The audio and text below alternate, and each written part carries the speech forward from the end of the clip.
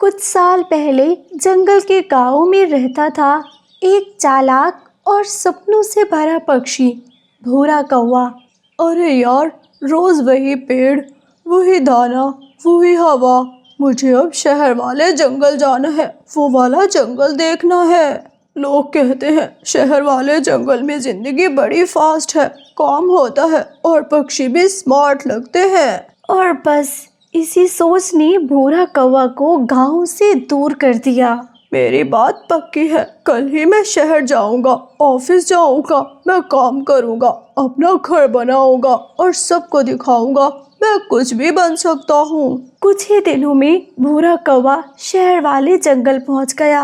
हो, देखो मुझे चश्मा, बैग, ऑफिस, अपना मिट्टी पसंद है, न कीचड़, सिर्फ क्लीन एंड क्लासी लाइफ। 5 साल बीत गए। 2 दिन की छुट्टी है, क्यों ना अपने पुराने जंगल होकर आता हूँ, देखो तो सही मेरे दोस्त अब कैसे रहते होंगे। और इसी सोच के साथ भूरा कौवा चल पड़ा गांव वाले जंगल की तरफ। ऑटो रुकता है, भूरा कौवा नीचे उतरता है और जैसे ही इधर उधर देखता है, अरे ये क्या हो गया यहाँ? यही तो बड़े बड़े पेड़ हुआ करते थे, छाँव होती थी, ठंडक होती थी। अब वहाँ सिर्फ मिट्टी, धूल और उड़ा उड़ा सा जंगल था। उफ, इतनी धूल, मेरे पंख गंदे हो जाएंगे और मेरा बैग भी। और देखो कितना मैला हो गया है। तभी सामने से आती है उसकी पुरानी दोस्त मीनू चिड़िया। अरे भूरे भैया, आप अब सच में आ गए? हाँ, बस यूं ही 2 दिन की छुट्टी थी। आइए आइए भैया, अंदर आइए, आपसे मिलकर बहुत अच्छा लगा।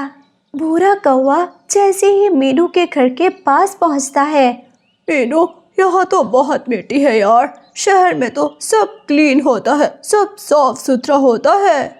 भूरे भैया, यही मिट्टी ही तो हमारे जंगल की जान है। अगर मिट्टी ना हो तो दाना कैसे होगे और बिना दाने के पक्षी कैसे जिए? शायद तुम ठीक कह रही हो, लेकिन अब मुझे आदत नहीं रही।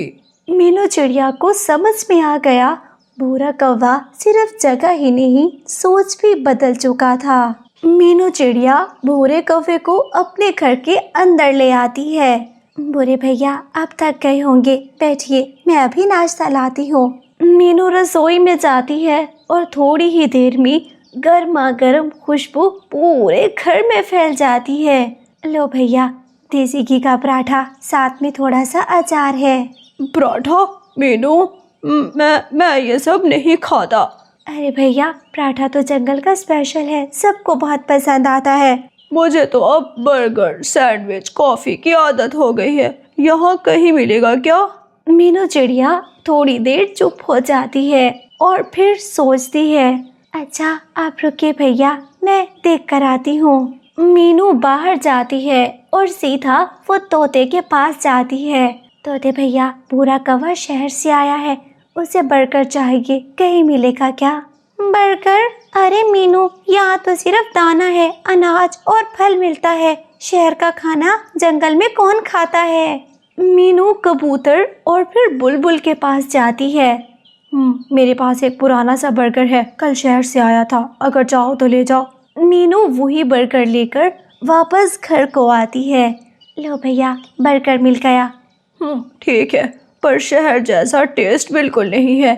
भैया, आदत बदल जाए ना तो असली चीज़ भी फीकी लगने लगती है। भूरा कौवा चुप हो जाता है, लेकिन उसे चेहरे से साफ था, उसे अब भी गांव का जंगल पसंद नहीं आया। नाश्ते के बाद भूरा कौवा जंगल की सैर पर निकलता है। अरे तोता, तुम्हारे मुंह पर मिट्टी लगी हुई है। अरे भूरे, खेत में काम कर रहा हूँ, मिट्टी तो लगेगी ना। मैं तो ऑफिस में बैठकर काम करता हूँ, न मिट्टी न धूल, देखो मेरा रंग भी कितना क्लीन हो गया है। हमें यही जिंदगी पसंद है भूरा, मिट्टी से ही हम जीते हैं, शहर की चमक हमारे काम की नहीं। भूरा कौवा कुछ बोले बिना उड़ान भर लेता है। थोड़ी दूर जाकर भूरा कौवा पहुंचता है बुलबुल के बागीचे में। भूरे भैया, ये लो ताज़ा ताज़ा अमरूद। इस पर तो धूल लगी है, चाहो तो मैं नदी से धोकर आती हूँ। नहीं नहीं, इस पर जर्म्स होंगे, मैं तो पॉलिश्ड शहर के फल खाता हूँ।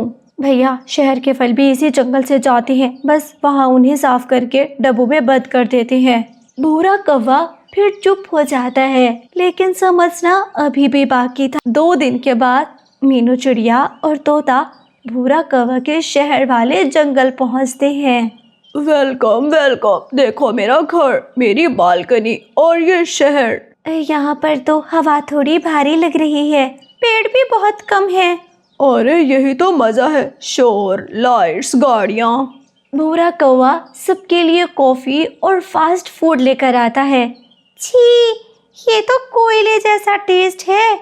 शहर में सब कॉफी पीते हैं, हमें तो गरम गरम दूध और शांति अच्छी लगती है। शाम को भूरा उन्हें मार्केट घुमाने ले जाता है।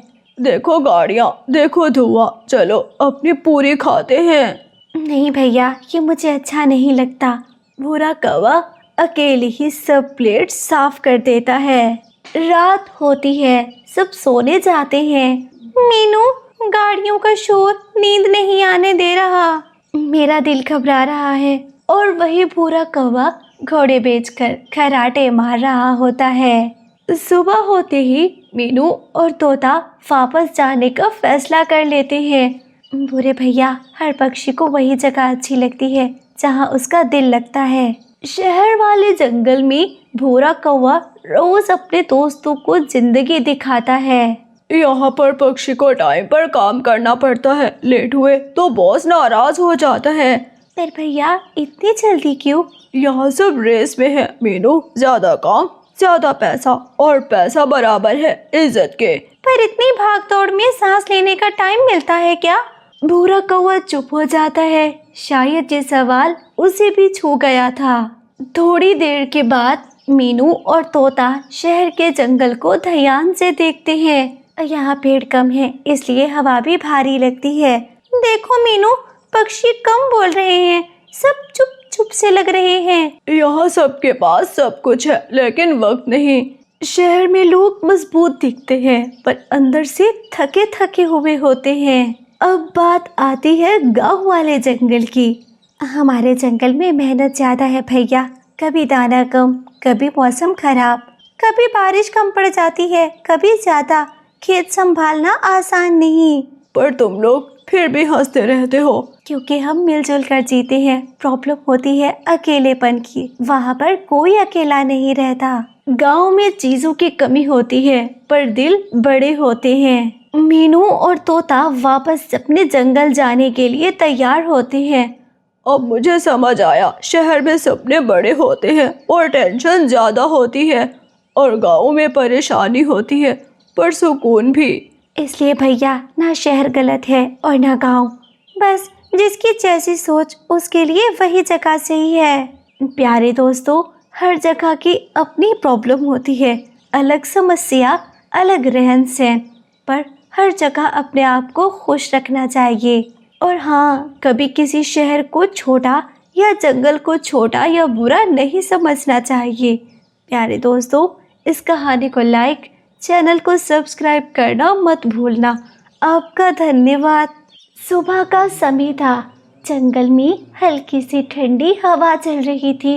इसी हसीन जंगल में मीनू चिड़िया की बेटी नैना अपने प्यारे दोस्त खरगोश स्वीटू के साथ घूमने निकली थी। स्वीटू एक छोटा सा सफ़ेद खरगोश था, बहुत ही मासूम, सीधा सा और सब पर जल्दी भरोसा कर लेता था। उसकी यही आदत अक्सर उसे मुसीबत में डाल देती थी। स्वीटू, आज जंगल कितना सुंदर लग रहा है ना? हाँ हाँ नैना, आज तो दिल कर रहा है पूरा जंगल घूम लूं। नैना मुस्कुराई। वो थोड़ी देर हवा में उड़ती रही, फिर प्यार से स्वीटू को समझाने लगी। अच्छा सुनो स्वीटू, तुम यहीं पास में रहना, मैं थोड़ा आगे जाकर दाना ढूंढ लेती हूँ, फिर तुरंत वापस आ जाऊंगी। ठीक है नैना, मैं यहीं गाजर और हरी घास खाता हूँ। नैना उड़कर आगे चली गई। स्वीटू धीरे धीरे घास चबाने लगा। सब कुछ शांत था, लेकिन ज्यादा देर के लिए नहीं। पास के पेड़ पर बैठी थी भूरी कौवी, चुपचाप सब देख रही थी। उसकी आंखों में चालाकपन चमक रहा था। अकेला खरगोश, आज तो मजा ही आ जाएगा। भूरी कौवी पेड़ से नीचे उतरी और मीठी सी आवाज बनाकर स्वीटो के पास गई। अरे स्वीटो, तुम यहाँ सूखी घास क्यों खा रहे हो? नैना नैना यही पास में है, उसने कहा है यही रुको। भूरी कौवी ने झूठी दया दिखाई और धीरे से मुस्कुराई। बेचारे स्वीटो, तुम्हें क्या पता, थोड़ी ही दूर तोते का खेत है। वहाँ इतनी मीठी गाजर होती है कि एक बार खाओ तो भूल ही जाओगे बाकी सारी गाजरें। नहीं नहीं, मुझे मना किया गया है, किसी के खेत में जाना गलत होता है ना। अरे डरपोक कहीं के, तोता भी घर गया हुआ है, और वैसे भी थोड़ी सी गाजर खाने से क्या हो जाएगा। स्वीटो सोच में पड़ गया। उसका मन धीरे धीरे डगमगाने लगा। बस बस थोड़ी सी, फिर वापस आ जाऊंगा ना। स्वीटो नहीं जानता था कि ये छोटी सी सोच उसकी जिंदगी की सबसे बड़ी गलती बनने वाली है। स्वीटो धीरे धीरे भूरी कवि के साथ तोते के खेत तक पहुंच गया। अरे अरे वाह, इतनी सारी गाजर। देखो स्वीटो, मैंने कहा था ना, जल्दी खाओ, कोई नहीं आएगा। बस थोड़ी सी, फिर मैं वापस चला जाऊंगा। स्वीटो गाजर तोड़ने लगा। अरे मेरे खेत में कौन है? कौन है मेरे खेत में? मैं चोरी नहीं कर रहा था। चोर खरगोश मेरी फसल बर्बाद करता है। तो तोते चाचा प्लीज, मुझे गलती होगी, मुझे छोड़ दो ना। गलती चोरी माफ नहीं होती। तोता स्वीटो को पेड़ से बांध देता है। मुझे भूरी कवि ने भेजा था, उसने कहा था आप यहाँ नहीं हो। अगर कल वो कहे कुएं में कूद जाओ तो क्या कूद जाओगे? नहीं नहीं चाचा। नैना वापस आई। स्वीटो वहाँ नहीं था। स्वीटे कहाँ हो तुम? कहीं वो किसी के खेत में तो नहीं चला गया? नैना सीधा अपने घर उड़ी। नैना बेटी, स्वीटो आपके साथ था ना? हाँ मम्मा, अब वो गायब है। मुझे पहले से डर था। स्वीटो बहुत जल्दी बातों में आ जाता है, सीधे साधे दिल का है। दरवाजे पर दस्तक होती है। मीनू बहन, स्वीटो तोते के खेत में है। क्या? वो वहाँ कैसे पहुँच गया? तोता ने उसे पेड़ से बांध कर रखा हुआ है। मम्मा, सब मेरी वजह से हुआ है। रोने का वक्त नहीं है मेरी बच्ची, चलो हमें अभी चलना होगा। मीनू चिड़िया और नैना सीधा तोते के खेत पहुंचते हैं। तोते चाचा प्लीज स्वीटो को छोड़ दीजिए, इसने मेरी फसल बर्बाद की है, मैं इसे ऐसे नहीं छोड़ूंगा। तोते भैया, गलती हो गई है, स्वीटो बच्चा है, आप माफ कर दीजिए। ये पहली बार नहीं है मीनू, आखिरी बार समझ लो। मैं वादा करता हूँ आज के बाद किसी के खेत के पास भी नहीं जाऊंगा। इस बार छोड़ रहा हूँ, सिर्फ तुम्हारी इज्जत की वजह से। तोता रस्सी खोल देता है। दोबारा दिखा तो रहम नहीं करूँगा। थैंक यू चाचा, बहुत शुक्रिया आपका। स्वीटो घर पहुंचकर बिल्कुल चुप हो जाता है। मुझे माफ कर दो नैना, मेरी वजह से सब परेशान हुए। गलती हो गई स्वीटो, लेकिन सीखना जरूरी होता है। याद रखना स्वीटो, बुरी सलाह सबसे खतरनाक होती है। मैं कभी भूरी कवि की बातें नहीं मानूंगा, अब तो कभी नहीं मानूंगा। स्वीटो का चेहरा बदलता है। पर उसने जो किया वो भी तो गलत था। अगले दिन स्वीटो नैना के साथ जंगल के सबसे शातिर बंदर के पास पहुंचता है।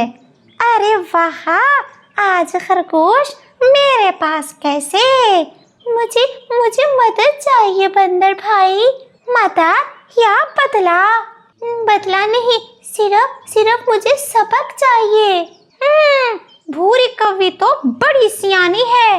बंदर भाई, किसी को चोट नहीं लगनी चाहिए, बस ध्यान रखना आप। बिल्कुल नहीं, सिर्फ थोड़ा सा डर पैदा करूंगा और ज्यादा शर्म। कैसे? उसका जवाब चील चाची के पास है। बंदर पेड़ पर बैठकर अपना सक्सेसफुल प्लान सेट करता है।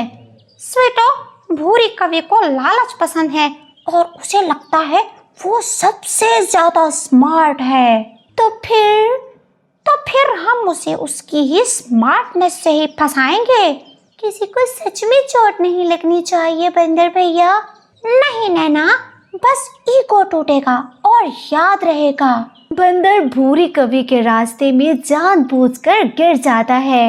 ओहो बंदर भाई, गिर गए आप तो। धीरे बोलो भूरी बहन। क्या हुआ, इतना क्यों डर रहे हो? मैंने सुना है चील चाची जंगल में घूम रही है, तो उन्होंने कहा है जो सबसे चालाक पक्षी होगा उसे बहुत बड़ा इनाम मिलेगा। स्पेशल इनाम? हाँ, और उन्हें लगता है तुम सबसे चालाक हो। ये बात तो मुझे भी अच्छे से पता है कि मैं बहुत ज्यादा चालाक हूँ। पर मसला है। क्या मसला है, बताओ मुझे। चील चाची को सिर्फ वही पसंद आता है जो बिना डरे उनके सामने सच बोले। मैं किसी से नहीं डरती। तो फिर जाओ और उनसे कह दो तुम जंगल की सबसे चालाक हो। जाल बिछ चुका था। भूरी कवि सीधी चील चाची के घर पहुंचती है। चील चाची दरवाजा खोलिए। कौन है इतनी आवाज में? मैं हूँ भूरी कवि। क्या काम है? मैंने सुना है आप जंगल के सबसे चालाक पक्षी को स्पेशल और बहुत बड़ा इनाम देने वाली हो। किसने कहा ये? बंदर ने, और वो गलत भी नहीं है। तुम कहना क्या चाहती हो? मैं सबसे चालाक हूँ। लोगों को बहलाना, फंसाना और सबसे बड़ी बात उनको झूठ में फंसाना, ये सब मैं करती हूँ। बस ये लाइन ही काफी थी। मतलब तुम लोगों को जानबूझकर गलत रास्ता दिखाती हो? नहीं चील चाची, वो तो बस मेरा ये मतलब नहीं था। बस। चील आगे बढ़ती है। तुम्हारी वजह से कितने मासूम फंसते हैं। माफ कर दीजिए, मुझसे गलती हो गई, मुझे माफ कर दीजिए। भूरी कवि जान बचाकर भागती है। दूर पेड़ के ऊपर हा ला गेम इज ओवर। उसे सबक मिल गया है। अब उसे समझ आ गया होगा कि कितना गलत करती है वो। जब सच गुस्से से टकराता है तो झूठ ज्यादा दूर तक नहीं भाग पाता। प्यारे दोस्तों, आपको कहानी अच्छी लगी हो, कहानी को लाइक, चैनल को सब्सक्राइब करना मत भूलना। आपका धन्यवाद।